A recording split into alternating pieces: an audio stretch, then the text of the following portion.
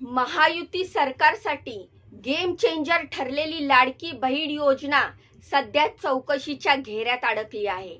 निवडणुकीच्या तोंडावर घाई गडबडीत सुरू केलेल्या या योजनेवर विरोधकांनी वारंवार निशाणा साधला होता। सरकार निवडणुकीपुरती ही योजना चालू ठेवणार असून निवडणूक झाल्यावर ती बंद पडेल असं विरोधकांकडून बोललं जात होतं, पण तसं न होता योजना आजतागायत चालू आहे। पुढील काळातही योजनेत काही गैरप्रकार दिसून आल्यावर ज्या महिलांनी अपात्र असतानाही योजनेचा लाभ घेतलाय अशा महिलांकडून पैसे परत घेतले जाणार अशी एक अफवा उठली होती, पण ही देखील एक अफवाच असलेल्याचा निर्वाळा मुख्यमंत्री आणि दोन्ही उपमुख्यमंत्री यांनी दिला होता। मात्र आता राज्य सरकारला अपात्र ठरलेल्या महिलांकडून वसुली करणार असल्याचं राज्य सचिव राकेश कुमार यांनी सांगितलंय। त्यांनी या मागच्या आठवड्यामध्ये राज्यातील विविध विभागांच्या सचिवांची बैठक घेऊन हा निर्णय घेतलाय, ज्यामध्ये राज्यातील 9,535 महिलांकडून जवळपास 15 कोटींची वसुली केली जाणार। मग नेमक्या कोणत्या महिलांकडून ही वसुली केली जाणार आहे आणि का करणार आहेत ही वसुली आपण पाहणार आहोत या व्हिडिओच्या माध्यमातून। तर नमस्कार मित्रांनो, मी रीमा माझ्या या YouTube चॅनलवर तुमचं खूप खूप मनापासून स्वागत करते। तर मित्रांनो, आज राज्यामध्ये महायुतीचं बहुमताचं जे सरकार स्थापन झालं आहे त्यामध्ये लाडकी बहीण योजनेचा सर्वात मोठा वाटा आहे।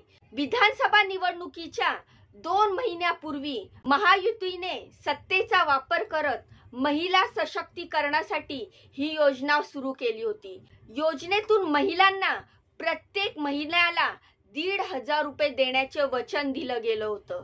या योजनेचा लाभ घेण्यासाठी पात्र महिलांना ऑनलाईन नोंदणी करणं आवश्यक होतं, ज्यासाठी सरकारकडून काही निकष घालून देण्यात आले होते। या निकषांच्या आधारावरच महिलांना योजनेचा लाभ घेता येणार होता, पण योजनेचा निवडणुकीसाठी फायदा करून घेण्यासाठी महायुतीच्या आमदारांनी प्रत्येक गावामध्ये नोंदणी केंद्र सुरू करून दिले होते। सरकारी कर्मचाऱ्यांपासून ते कार्यकर्त्यांना महिलांची नोंदणी करून घेण्यासाठी कामाला लावले होते। काही दिवसातच राज्यातील 2.5 कोटीपेक्षा जास्त महिलांनी लाडकी बहीण योजनेसाठी अर्ज केले।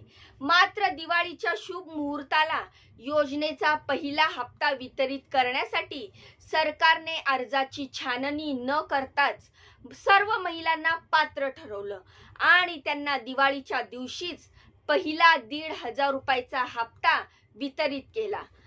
आता एवढ्या मोठ्या संख्येने महिलांना लाभार्थी करून घेण्यात आल्यामुळे सरकारला योजना चालवण्यासाठी मोठा खर्च येत होता। एका महिन्याचा हप्ता वितरित करण्यासाठी सरकारला जवळपास 3,700 कोटी रुपये लागत होते, पण निवडणूक समोर होती, त्यामुळे सरकारने प्रत्येक महिलेला पात्र केलं आणि त्यांना लाभ देत राहिले। त्यानंतर मात्र सरकारला योजना चालवणे अवघड जाऊ लागले, तिजोरी रिकामी होऊ लागली। पण आता सरकार स्थापन झालेलं होतं, त्यांना आता कोणाचाही दबाव नव्हता, त्यामुळे त्यांनी आपली चाल खेळायला सुरुवात केली आणि निकषात न बसणाऱ्या महिलांना योजनेतून वगळण्याचा निर्णय घेतला। पहिल्यांदाच त्यांनी 5 लाख महिलांना अपात्र ठरवलं आणि त्यांना योजनेतून बाहेर काढलं। तेव्हा विरोधी पक्षाने राळ उठवली होती की सरकारने बहिणींची फसवणूक केली आहे आणि आता त्यांच्याकडून पैसे परत घेतले जाणार, पण सरकारने उदारपणा दाखवला आणि त्यांच्याकडून कोणतेही पैसे परत घेतले नाही।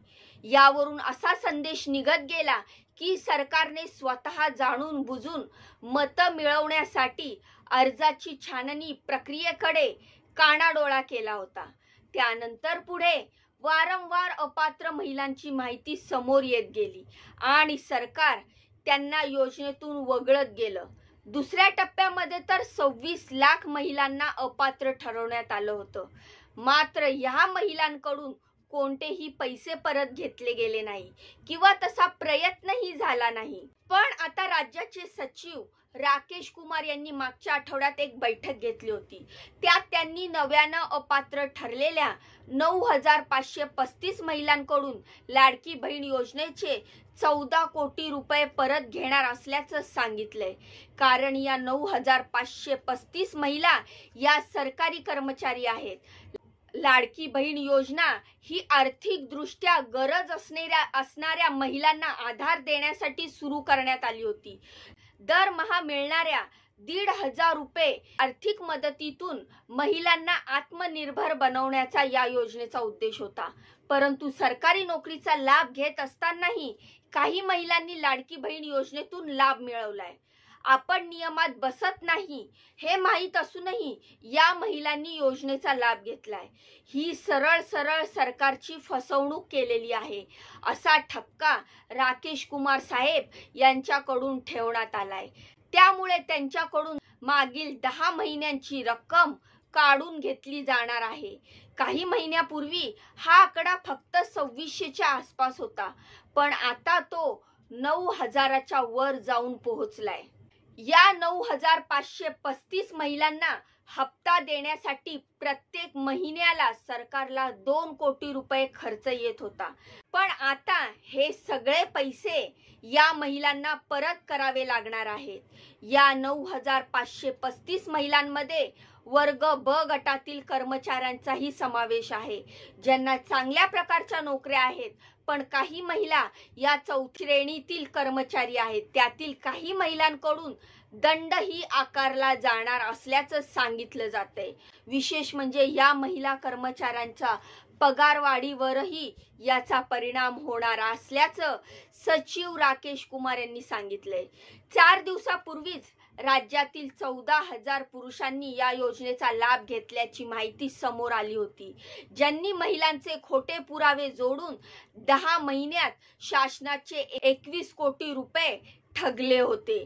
त्यामुळे महायुतीला गेम चेंजर ठरलेली लाडकी बहीण योजना आता अडचण बनत चाललेली आहे. बाकी या योजनेबद्दल तुम्हाला काय वाटतं? या योजनेचा लाभ तुम्ही देखील घेतलेला आहे का? पैसे परत घेण्याच्या निर्णयाबद्दल तुम्हाला काय वाटतं? तुमच्या काय प्रतिक्रिया आहेत? तुमचे काय म्हणणे आहे? मला कमेंटच्या माध्यमातून नक्की सांगा. जाण्याआधी या व्हिडिओला लाईक करा, चॅनलला सबस्क्राईब करा. लाडकी बहीण योजनेबद्दल ज्या लेटेस्ट अपडेट येत असतात ते मी माझ्या चॅनलवर दाखवत असते. तुम्ही माझ्या चॅनलवर जाऊन चेक करू शकतात. लाडकी बहीण योजनेबद्दल तुमची काय मतं आहेत, काय प्रतिक्रिया आहेत ते देखील मला कमेंटमध्ये नक्की सांगा. जाण्याआधी या व्हिडिओला लाईक करा, चॅनलला सबस्क्राईब करा. तुमच्या या बहिणीला पुढे जाण्याचा एक चान्स नक्कीच द्या.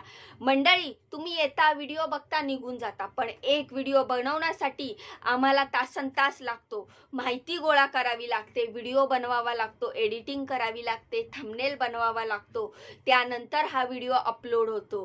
तर मंडळी, आमची मेहनत लक्षात घेता एक लाईक आणि एक सबस्क्राईब नक्की करा, कारण हे पूर्णपणे फ्री आहे. तर भेटूया पुढच्या व्हिडिओमध्ये अशीच महत्त्वपूर्ण दमदार लेटेस्ट अपडेट घेऊन. तोपर्यंत स्वतःची काळजी घ्या. बाय बाय आणि नमस्कार.